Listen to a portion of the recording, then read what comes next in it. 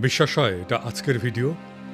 হবিগঞ্জ জেলার নবীগঞ্জ উপজেলার ৭ নম্বর করগাঁও ইউনিয়ন পরিষদ অফিস সংলগ্ন শাখা বরাক নদীর উপর একটা সেতুর অভাবে স্বাধীনতার ৫৪ বছর পরেও বাঁশের সাঁকো দিয়ে প্রত্যেক দিন ঝুঁকি নিয়ে চলাচল করছে ৫টা গ্রামের কয়েক হাজার মানুষ।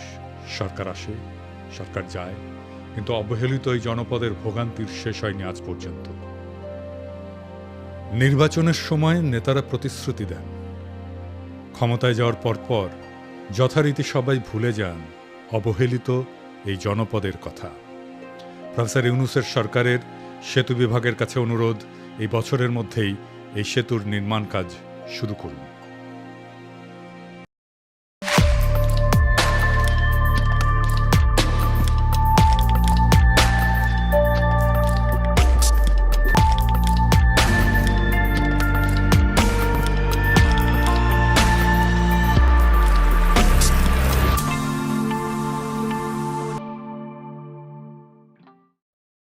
স্যার জাফর ইকবাল একটা স্কেল বাইর করেছিল, মুক্তিযুদ্ধ স্কেল। এই দিয়া উনি রাজনীতির সত্য মিথ্যা বিচার করতেন আর কি। ইদানিং নতুন একটা স্কেল বাইর হয়েছে, এই স্কেল দিয়া আমরা বাংলাদেশে কারা কারা ইন্ডিয়ান লেসপেন্সারি করতেছে সেটা বাইর করে ফেলতে পারবো। সেই স্কেলটা কি? সবাই ভাবিচ্ছে আচ্ছা কয় না কেন দাদা, এত সহজ একটা স্কেল পামো, মেড ইজি হয়ে যাবে সব কিছু, ভালোই তো। কমু খারান, আপনি কয়েকদিন থেকে শুনতেছেন না, যখনই আমি কই বিএনপি ইন্ডিয়ার কোলে গিয়ে উঠছে, তখন বিএনপি ওয়ালারা এসে কয় জিন্দেগি বিএনপি ইন্ডিয়ার কোলে উঠতেই পারে না। ইন্ডিয়া কারে কয়? আমরা তো চিনিই না। এইসব অপপ্রচার করিস তুই শালার রয়্যাল এজেন্ট। তারপরে বিএনপির লোকটা মূর্খ হইলে কবে মালওয়ানের বাচ্চা, আর ডাবল ড্রপ আউট কচু খেতে হইলে কবে কাফের। কিন্তু আজকে এমন কিছু প্রমাণ দিব একেবারে চালচালাইয়া বুঝে যাবেন বিএনপি কার কোলে উঠিছে। শুধু তাই না, বিএনপি একেবারে খাপে খাপ মমতাজের বাপের মতো ক্ষমতায় যাওয়া আর ক্ষমতায় থাকার জন্য আওয়ামী লীগের টেমপ্লেট ইউজ করেছে। আমি গত এপিসোডে কইছিলাম ইন্ডিয়া বিএনপি বুঝাচ্ছে ইসলামপন্থীরা বাংলাদেশে শক্তিশালী হচ্ছে, দেশের মানুষ ব্যাপকভাবে ইসলামের দিকে ঝুঁকিচ্ছে, তোমরা একা সামলাইতে পারবে না, এটা খাইছে বিএনপি। এখন বিএনপি ওয়ালারা কবে ইন্ডিয়া যে বিএনপি করছে আপনি জানলেন কেমনে? আপনি কি উঠে হাজির ছিলেন? না ছিলাম না, কিন্তু বুঝেছি, করে বুঝেছি, এটাই শিখে দিই আপনাকে, চাইনিজ বুদ্ধি। আপনি যদি কারো ফেটে দেন না, তাহলে দেখবেন ও বাইরে হয়ে চেগায় হাঁটিচ্ছে। তার মানে আপনি যদি কারো চেগায় হাঁটতে দেখেন তাহলে বুঝবেন ওই গড়া গেছে, বুঝছাও? এইবার আসেন দেখি ইন্ডিয়ার খাস লোকেরা বাংলাদেশে কি করছে। বিএনপির সাথে বামেগের ঐক্য হয়েছে, বিএনপির সাথে বামেরা থাকবে, রাজপথে নাকি আন্দোলনও করবি, মাশাল্লাহ। কিন্তু এম এম আকাশ সবচেয়ে গুরুত্বপূর্ণ কথাটা কয়ে ফেলছে ফসাদ কইরা। সে কইছে যে বিএনপি এবং বামসোট প্রতিক্রিয়াশীল শক্তিকে সুযোগ দিতে নারাজ। তো এই প্রতিক্রিয়াশীল শক্তিকে বাংলাদেশের সাধারণ মুসলমান দেখেন কি করছে। মনে হচ্ছে বিএনপি ও বামজোট উভয় বর্তমান দক্ষিণপন্থী প্রতিক্রিয়াশীল ধর্মীয় শক্তিগুলোকে আরও সংগঠিত হওয়ার সুযোগ দিতে নারাজ। এবার বুঝেছেন তো, সব ইন্ডিয়ান লেসপেন্সার এক হইছে। বামেরা কেন এতদিন পরে ঐক্য করে? এই যে নৌকা লাঙ্গল ধানের শীষ সব সাপেরই একই বিষ, এটা কার স্লোগান? CPB slogan. এখন বিএনপির সাথে ঐক্য করার জন্য দেওয়ানা হয়ে গেছে সিপিবি বামেরা। দেখি যাও কোন হারবাল খাইছে, কলিকাতা হারবাল খাইছে। তারা কইতো বিএনপি নিজেই মুক্ত বাজারপন্থী, বিএনপি আওয়ামী লীগের মধ্যে শ্রেণীগত কোনো পার্থক্য নাই, তারা মুক্ত বাজারে বিশ্বাস করে। করে তারা বলতো আওয়ামী লীগ বিএনপির বাইরে, জোট মহাজোটের বাইরে একটা বিকল্প শক্তি চাই। এখন কেন ঐক্য চায় বিএনপির সাথে? তারা হরতাল ডাকিছিল, মানে সিপিবি, সেটা বিএনপি হ্যাংলার মতো সাপোর্ট দিছিল, প্রায় দেয়। হ্যাঁ, সাপোর্ট দিলে তো ভালোই, আমাকে একজন যদি সাপোর্ট দেয় তাহলে তো ভালোই। কিন্তু সিপিবি কয় আমরা কি বিএনপির সাপোর্ট চাইছি? চাই নাই তো।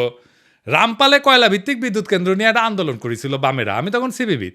তো সেই রামপাল পর্যন্ত লং মার্চে গেছি, সেই লং মার্চে বিএনপির নেতাকর্মীরাও ছিল, চান্দাও দিচ্ছে, আমি নিজে চান্দা তুলিছি বিএনপির অনেক লোকের কাছ থেকে। তো আওয়ামী লীগ থেকে কইছে বামেরা বিএনপির সাথে ঐক্য করিচ্ছে, তো সাথে সাথে লাভ দিয়া কয়া উঠছে আনু মোহাম্মদ বিএনপির সাথে ঐক্যের প্রশ্নই ওঠে না। দেখে যাও এখন কেন বিএনপির সাথে ঐক্য হয়? এই এম এম আকাশকে সে শেখ হাসিনার আমলে লিখেছিল সমকালে, এর জন্য কলে আমি সিপিবি থেকে বহিষ্কার হই। আমার কোনো রাগ নাই, মানে আমি কইছিলাম ওরে বহিষ্কার করতে হবে, তা উল্টে আমি বহিষ্কার হয়ে যাই। সে লিখেছিল তবে ঘটনা যাই ঘটুক, প্রগতিশীল মুক্তিযুদ্ধের পক্ষের শক্তির এক্ষেত্রে যা করণীয় সেটা হচ্ছে 1971 সালের পরাজিত প্রতিক্রিয়াশীল সন্ত্রাসী শক্তিকে যদি আওয়ামী লীগ রাষ্ট্রীয় বল প্রয়োগ করে দুর্বল এবং নিঃশেষিত করতে পারে, তাতে বাগড়া না দেওয়া।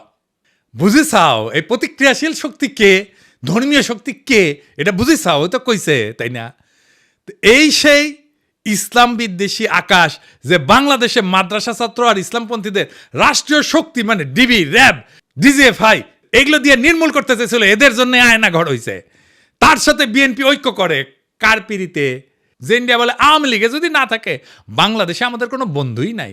সে ইন্ডিয়ার বন্ধু হইল কেমনে? হ্যাঁ, ওরাই কইছে যে দলের সাথে ভারতের সম্পর্ক ঐতিহাসিক, মানে আওয়ামী লীগের সাথে। আওয়ামী লীগ নিজের ওয়েবসাইটে ট্যাঙ্গে রেখেছে, দেখিছে আও কইছে আমাদের সাথে আওয়ামী লীগের সম্পর্ক ঐতিহাসিক। এবার দেখেন আওয়ামী লীগ কি কয়, শুনেন। Well, you know, India is a great friend of Bangladesh. 1971, they supported us, and also 75, they gave shelter. ভারতকে যে দিয়েছি সেটা ভারত সারা জীবন মনে রাখবে। আপনাদের এই দান কোনোদিন আমরা শোধ করতে পারবো না। আমাদের সম্পর্ক ভারতের সাথে যেটা ঐতিহাসিক, যেটা আমাদের রক্তের সাথে সম্পর্কিত, আর চায়নার সাথে আমাদের একটি অর্থনৈতিক সম্পর্ক। আগামী বছর আমরা 50 বছর পূর্তি উৎসব করব।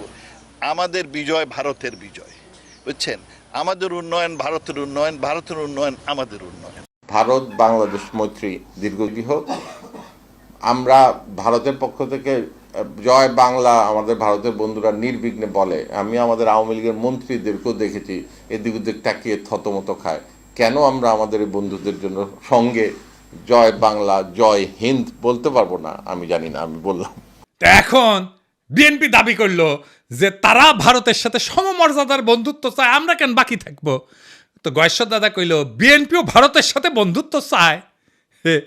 আবার দেখেন এই যে ইন্ডিয়ান রয়ের স্টেশন কমান্ডার রাজেশ অগ্নিহোত্রীর সাথে বিএনপির স্থায়ী কমিটির সদস্য গয়েশ্বর চন্দ্র রায়ের কন্যা অর্পণা রায় এখন কি যেন লিখিচ্ছে, সাইন করিচ্ছে, দেশ বেঁচে দিচ্ছে বলে হয়, বুঝছাও? রয়ের লোকের সাথে গয়েশ্বর রায়ের পরিবারের কাজ কি? এবার আসেন দেখি এই বন্ধুত্ব হওয়ার পরে মির্জা ফখরুল কি কয়, শুনেন। ভারত আমাদের প্রতিবেশী, সবচেয়ে বড় প্রতিবেশী, আমাদের বন্ধু। আমাদের যুদ্ধের সময় 1971 যুদ্ধের সময় আমাদের সহযোগিতা করেছিল। আমরা ভারতের কাছে সবসময় প্রত্যাশা করি যে ভারত বাংলাদেশের মানুষের পাশে দাঁড়াবে। দেখেছেন দোস্তালি হয়ে গেছে কলে।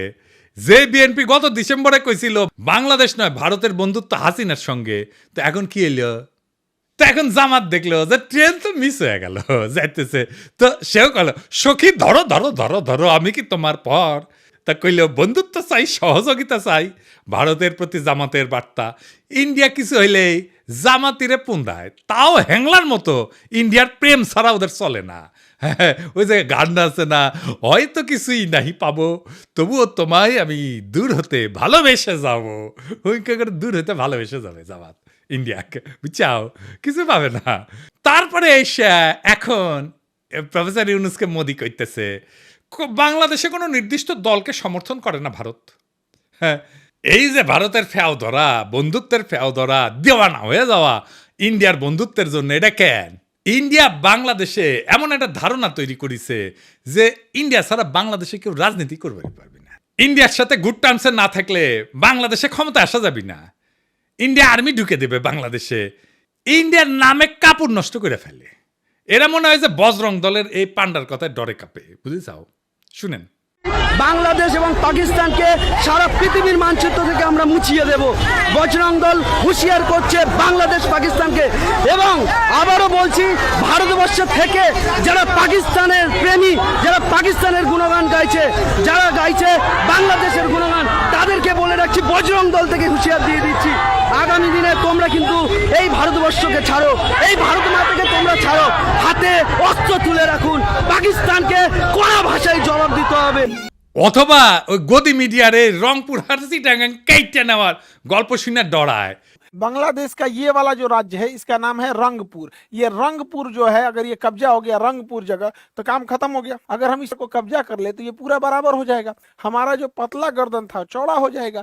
अब मोहम्मद यूनुस ये सब चीजों को समझो, वरना अगर ये कब्जा कर लिए तो कहानी खत्म हो जाएगा। চট্টগ্রাম যদি ভারতে চলে আসে তাহলে কিন্তু বাংলাদেশের জন্য শুধু নয়, গোটা পৃথিবীর যারা বে অফ বেঙ্গল বা বঙ্গোপসাগরকে দখল করার চেষ্টা করছেন তাদের জন্য ভয়ঙ্কর চিন্তার কারণ হবে। মালদ্বীপে কি এইটা মুইজু ক্ষমতা এসেছিল? নেপালে কি খড়গা প্রসাদ শর্মা ওলি ও কি ইন্ডিয়ার এটা ক্ষমতা এসেছিল? শ্রীলঙ্কায় কি অনুরা কুমার দেশনায়কা ইন্ডিয়া তেলায় তেলায় ক্ষমতা এসেছে? এই ছোট ছোট দেশগুলা ভারত বিরোধিতা নির্বাচনী ম্যানিফেস্টোতে দিয়া যদি ক্ষমতা আসতে পারে, তাহলে বাংলাদেশের রাজনৈতিক দলগুলো ডরায় কেন? প্রত্যেকটা রাজনৈতিক দল ইন্ডিয়া জন্য উন্মুখ হয়ে থাকে কেন? তাইলে যারা মনে করে ইন্ডিয়ার থাকলে বাংলাদেশের রাষ্ট্র ক্ষমতা আসা যাবে না, রাজনীতি করেন না, বাংলাদেশে ভোটে দাঁড়ায়েন না। বাংলাদেশে ভারতীয় আধিপত্যবাদের অবসান যার ভোটের প্রতিশ্রুতির 1 নাম্বার প্রতিশ্রুতি না হবে, তাদের ভোটের ক্যাম্পেইন শুনবেন না, ওই ক্যান্ডিডেটের এলাকা ঢুকতে দিবেন না। এই ইন্ডিয়া সিপিবিরে ঢুকাইছে বিএনপির কান্দে চেপে ইন্ডিয়ান এজেন্ডাগুলো বাস্তবায়ন করতে। যেই সিপিবি অভিন্ন গোয়েন্দা রিপোর্টের উপরে ভিত্তি কইরা সিপিবির দলীয় পত্রিকা একতায় বর্ষা বিপ্লবের সময় প্রচার করেছিল ফ্যাসিবাদ অনুরাগী নানা ধরনের তথ্য বিশ্লেষণ, বিবরণ, ব্যাখ্যা এবং বিবৃতি। যখন গণ অভ্যুত্থান বিপ্লব চলেছিল তখন পুরা জুলাই মাস এবং আগস্টের 5 তারিখ পর্যন্ত একতা সংগোপনে নীরবে তাদের গণবিরোধী এবং নিন্দনীয় কার্যক্রম চালায় গেছে। আর এখন এই প্রগতিশীল হওয়ার ইন্ডিয়ান লাইনে বিএনপি নামিছে। এম আকাশে বক্তব্যটা কবে দিছে জানেন? 28 জানুয়ারি 2025। আর সেইটা পইরা মুগ্ধ হইয়া অসল মালদের নিয়া স্বপ্নে বিভোর বিএনপির জীর্ণ বৃদ্ধ নেতারা প্রগতিশীল হওয়ার একটা লাইন পেয়ে গেছে, ঝাঁপায় পড়েছে তাদের দিকে। পতিত ফ্যাসিস্ট হাসিনার শাসনামলে যখন খুনিদের জুলুম নির্যাতনের বিরুদ্ধে লড়াই করাটা ছিল প্রধান কর্তব্য, তখন নিপীড়নকারীদের দোসর এম আকাশের ভূমিকা ছিল ঘৃণ্য দালালির। 2018 সালের পর থেকে বামপন্থীদের মধ্যে থেকে যখনই কোনো আন্দোলন নিয়ে কেউ আগাইতে চেয়েছে তাদের বিরুদ্ধে নামছে, নিন্দা এবং কুৎসা উঠাইছে এই আকাশ, দিবালক সিংহ এবং চট্টগ্রাম পোর্ট লুণ্ঠনকারী মাহবুব জামান। সিপিবির মধ্যে ফ্যাসিস্ট বিরোধীদের এরা ট্যাগ দিত A to Z ঐক্যপন্থী হিসাবে। খুনি হাসিনা সরকার ফেলার জন্য এরা বিএনপি জামাতের সাথে ঐক্য করতে চায়, এই অভিযোগ তুলা সিপিবিতে তাদের রাজনৈতিক প্রতিপক্ষকে কোণঠাসা করা হইতো। আর এখন এই এম আকাশ সাহিত্যে বামপন্থীদের মধ্যে সবচেয়ে প্রো বিএনপি তাত্ত্বিক হিসাবে। এখন কাদের সাথে কৌশলগত জোট করতে হবে, এদের সেই সিগন্যাল দিচ্ছে ইন্ডিয়ারা, সাথে নেমে পড়ছে এজেন্টগুলা। লেখক মুস্তাক আহমেদ নির্যাতিত হয়ে কারাগারে মৃত্যুবরণ করলে এর প্রতিবাদে ঢাকার রাস্তায় আন্দোলনের নামে ছাত্র ইউনিয়ন। তখন গ্রেপ্তার হওয়া 6 ছাত্র নেতাকে বিপদগামী বলে ঘোষণা দেয় সিপিবি এম আকাশ। সংগ্রাম মতদের ধরে শারীরিক নির্যাতন করে জেলে পুরতে পুলিশকে উৎসাহ দিয়েছিল এই দলটির আওয়ামী লীগ পন্থী নেতারা। কতটা নিষ্ঠুর নির্মম বাটপার হইলে নিজ দলের নেতাকর্মীদের বিরুদ্ধে রাষ্ট্রশক্তিদেরকে লেলাই দিতে পারে। ফ্যাসিস্টদের এই সহযোগী সিপিবির নেতারা তাদের প্রাণাধিক প্রিয় মুজিব তনয়া খুনি হাসিনার পলায়নের 9 মাসের কম সময়ের মধ্যে স্বপ্ন দেখতেছে বিএনপির ঘাড়ে ভর করে রাজনীতির ময়দানে আশ্রয় নিবে, আসন্ন পার্লামেন্টের মেম্বার হবে। আর বিএনপিও গণবিরোধী এই সমস্ত পচামেলের ভাগারে পরিণত হইতে চাইতেছে। ইন্ডিয়ার পরামর্শে চোরা পথে হাঁটতে গিয়া ইনশাল্লাহ এভাবে মহাসড়ক খারাপে বিএনপি নিজেও জয় বাংলা হয়ে যাবে আওয়ামী লীগের মতো। এই এম আকাশ কয়দিন আগে মেঘনা গ্রুপের মোস্তফার এপিসোড করেছিলাম না, দেখেন কি খাতির এই এম আকাশের। তাহের ভাইয়ের সাথেও বসিছে একই টেবিলে। তুই নাকি কমিউনিস্ট, তো দুর্বৃত্ত আওয়ামী অলিগার্কের সাথে তোর কি সম্পর্ক রে আকাশের বাচ্চা? উই তো তোর শ্রেণী শত্রু। দেখেছেন সব ইন্ডিয়ান রসুনের প্রগতিশীল টুপকি একই সাথে। সিপিবি অফিস কেন আমি দখল করে নেওয়ার কথা বলি দেখেছেন, বুঝেছাও? এই জন্যে। এইবার আসেন সন্তোষ শর্মার প্রসঙ্গ। সন্তোষ শর্মা পার রয়ের এজেন্ট, এর প্রথম মিটিংয়ে আনছে বিএনপি। দেখেন বাংলাদেশ যুব পরিষদের সাধারণ সম্পাদক বিশিষ্ট সাংবাদিক সন্তোষ শর্মা। সন্তোষ শর্মা শুভেচ্ছা বক্তব্য রাখবেন। আমি ভাগ্যবান, আমি যখন বক্তব্য রাখতে উঠছি তখন মাননীয় ভারপ্রাপ্ত চেয়ারম্যান আমাদের মাঝে আমি কৃতজ্ঞতা। তারেক রহমানের উপস্থিত আছে। এখন কবেন তারেক রহমান লন্ডনে থাকেন, চিনেন না? একবার না একাধিকবার সন্তোষ শর্মাকে তারেক রহমানের মিটিং এ ছিল। এই দেখেন, আবার দেখেন। মাননীয় ভারপ্রাপ্ত চেয়ারম্যান, আমি গত দিনের ন্যায় আজকেও ভাগ্যবান যে আমার বক্তৃতার সময় আপনাকে পেয়েছি, সেজন্য কৃতজ্ঞতা জানাচ্ছি। মাননীয় ভারপ্রাপ্ত চেয়ারম্যান, আপনাকে বাংলাদেশের সনাতনী সম্প্রদায় এবং বাংলাদেশ পূজা উদযাপন পরিষদের লক্ষ লক্ষ নেতা কর্মীর পক্ষ থেকে বিজয় আর শুভেচ্ছা জানাতে চাই। কালবেলার প্রকাশক এখন কে জানেন? কালবেলার প্রকাশক এখন বিএনপি। নুরুদ্দিন অপু তারেক রহমানের সাবেক এপিএস, এই কালবেলার প্রকাশক এখন সে। সন্তোষ শর্মা বিএনপির কর্মচারী, এখন রয়্যাল এজেন্ট হয় বিএনপির কর্মচারী। বিএনপি যদি এরপরও বলে ভারতের সাথে আমাদের সম্পর্ক নাই, তাইলে হবে উল্টা বিএনপি মূর্খসোদা সাপোর্টারগুলো বলে আমি নাকি রয়্যাল এজেন্ট। সন্তোষ শর্মা না, এই বিএনপি ক্ষমতায় আসলে আওয়ামী লীগের মতো আলেম পেটাবে। হারুন ইজাহার রেডিওয়ান আবারও আপনার ধরবে। এম এম আকাশ কইছে না, বিএনপি এবং বামজোট উভয় বর্তমান দক্ষিণপন্থী প্রতিক্রিয়াশীল ধর্মীয় শক্তিগুলোকে আরও সংগঠিত হওয়ার সুযোগ দিতে নারাজ। এই বিএনপি কি জিয়ার বিএনপি? এই বিএনপি কি খালেদা জিয়ার বিএনপি? এই বিএনপিকে কি আপনারা ক্ষমতায় দেখতে চান? আপনাদের কাছে প্রশ্ন রেখে গেলাম। আমি যখন টের পাইছি বিএনপি ইন্ডিয়ার কলেজায় উঠিছে, তখন থেকে আমি প্রতিবাদ করে গেছি। আর বিএনপির নেতাকর্মীরা কয়ে গেছে বিএনপির পণ দেখেন আমি আঙুল দিতেছি। দেশের স্থিতিশীলতা চাই না, আমি মবস্টার, দেশকে অশান্ত রাখতে চাই, যেন ইন্ডিয়ার সুবিধা হয়। এটার বেকুবি বলবেন না শয়তানি বলবেন।